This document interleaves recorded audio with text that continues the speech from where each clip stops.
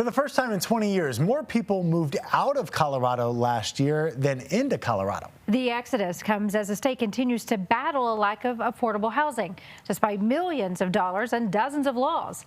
Now, a Colorado congressman is trying something new. Your political reporter, Sean Boyd, joins us now. And Sean, this isn't without controversy. Yeah, a lot of controversy. The latest flashpoint in the debate over affordable housing is energy mandates. Both New York and California recently rolled back environmental regulations, while Colorado is rolling out new mandates the state would have to pay for under new federal legislation.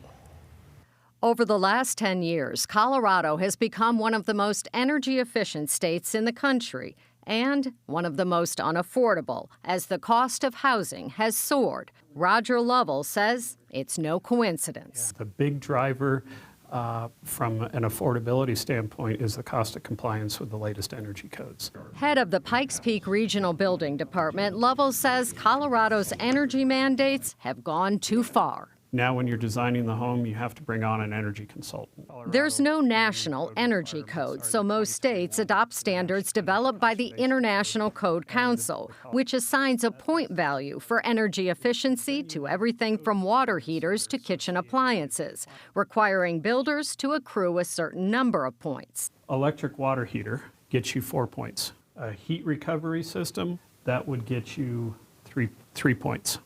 The points change depending on your climate zone. It's so complex. And Lovell says Colorado made it more complex with amendments to the latest international code that he says penalize the use of natural gas and add thousands of dollars to the cost of construction without any added efficiency, like requiring roofs to support solar panels that may never be installed and wiring for electric appliances and EV chargers that may never get used. If you choose a gas cooktop, you have to put in electrical service to the gas cooktop.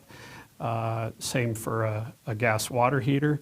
Same for a gas furnace. We agree with that and have tried to develop a code that works for both gas and for all electric homes. Will Tour, head of the Colorado Energy Office, says Colorado's new code saves energy and money. Not only is it cheaper to build an electric and solar-ready house at the outset than it is to retrofit it, he says, any increased construction costs are offset by lower energy bills. We see the state energy codes as very much a win for consumers, a win for healthy homes, and a win for the environment. It takes so many years to recover this cost. Colorado Congressman Jeff Crank says if the state wants more energy-efficient homes, it should pay for them.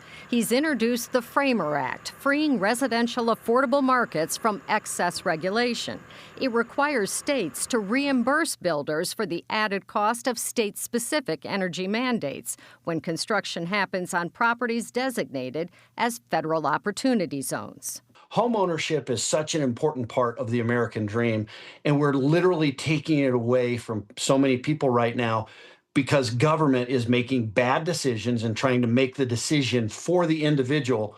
And I think this bill is one way to allow the individual to take that back. Tour disagrees, saying the bill will make homes less accessible. At a time when rising utility bills are a big affordability concern, taking action to increase the energy use and energy costs of new housing is a step in the wrong direction. Energy efficiency is important. But Lovell says it needs to be balanced with affordability. And the home may be more energy efficient, but if you can't get in the front door, then energy efficiency doesn't matter.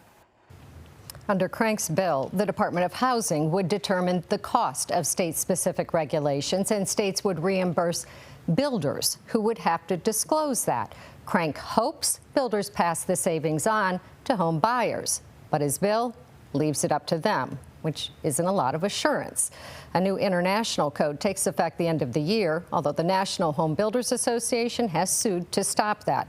Colorado's code kicks in July. And cost aside, builders say electrifying more homes will also put even more of a strain on the state's energy infrastructure. So there are several concerns there. Yeah. All right. Thank you, Sean.